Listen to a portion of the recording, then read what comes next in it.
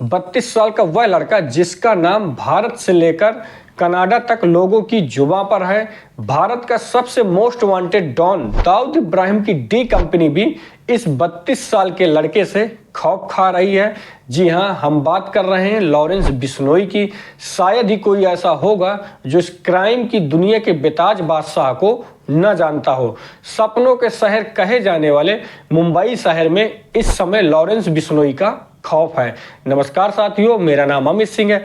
मैं आज आपको लॉरेंस बिश्नोई ने कैसे क्राइम की दुनिया में कदम रखा बताने जा रहा हूं। लॉरेंस बिश्नोई का जन्म पंजाब के फिरोजपुर में हुआ था। उसके पिता हरियाणा में पुलिस कांस्टेबल की नौकरी करते थे। हालांकि बाद में नौकरी छोड़कर वो खेती करने लगे। उनके पास अच्छी खासी खेती थी। लॉरेंस बिश्नोई को शुरू से ही पैसों की कोई कमी नहीं थी। वह रईसी का जीवन जीता था। करीबियों की माने तो लॉरेंस बिश्नोई एक लड़की के कारण अपराधी बन गया। बात उन दिनों की है जब लॉरेंस बिश्नोई कॉन्वेंट स्कूल में 10वीं में पढ़ता था। उसे स्कूल की ही पढ़ने वाली एक लड़की से एक तरफा प्रेम हो जाता है और यहीं से लॉरेंस बिश्नोई की प्रेम कहानी शुरू होती है। हालांकि बाद में वह लड़की भी लॉरेंस बिश्नोई से उतना ही प्रेम करने लगती है। इसके बाद दोनों इंटरमीडिएट की पढ़ाई साथ में पूरी करते हैं और ग्रेजुएशन करने के लिए दोनों चंडीगढ़ के डीएवी कॉलेज में साथ साथ एडमिशन लेते हैं।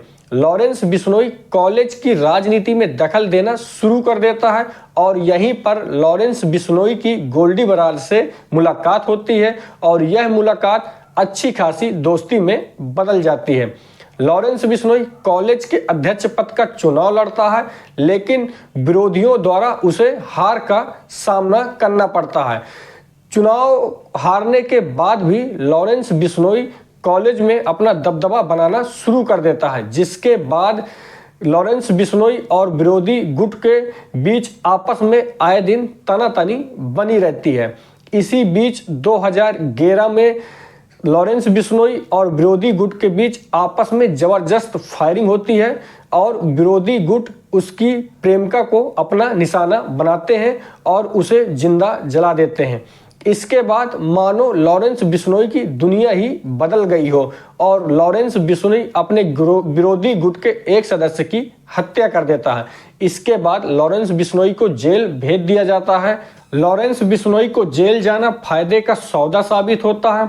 दरअसल जेल के अंदर वह कई गैंगस्टरों के संपर्क में आता है और इन्हीं गैंगस्टरों के माध्यम से वह अपनी गैंग का विस्तार करता है।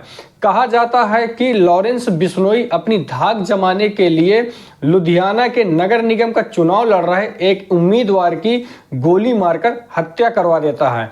लॉरेंस बिश्नोई जेल के अंदर गैंगस्टर से नेता बने जसविंदर सिंह उर्फ रॉकी से दोस्ती करता है, लेकिन 2016 में जयपाल भुल्लर नाम के गैंगस्टर ने रॉकी की हत्या कर दी थी, जिसका बदला लेते हुए लॉरेंस बिश्नोई ने 2020 में जयपाल भुल्लर की हत्या करवा दी थी। इस समय लॉरेंस बिश्नोई का नाम क्राइम की दुनिया में स्थापित हो जाता है। लॉरेंस बिश्नोई के नाम से पंजाब से लेकर दिल्ली तक फिरौती मांगे जाने लगी। मई 2022 में प्रसिद्ध पंजाबी सिंगर सिद्धू मूसेवाले की गोली मारकर हत्या करवा दी जाती है और इस हत्या की जिम्मेदारी कनाडा में छिपे बैठे लॉरेंस बिश्नोई के साथी गोल्डी बरार ने ली और उसने दावा किया कि सिद्धू मूसेवाले की हत्या लॉरेंस गैंग ने करवाई है।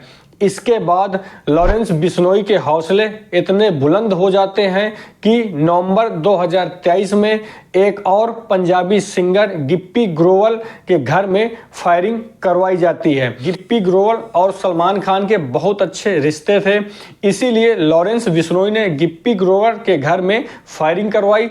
अब लॉरेंस बिश्नोई अपराध की दुनिया में किंग बनने की राह पर था और उसने दिसंबर 2023 में करणी सेना के अध्यक्ष सुखदेव सिंह गोगामड़ी की जयपुर में गोली मारकर हत्या करवाई और इसके ठीक 10 महीने बाद सलमान खान के करीबी और महाराष्ट्र के पूर्व मंत्री बाबा सिद्दीकी की भी गोली मारकर हत्या करवा दी।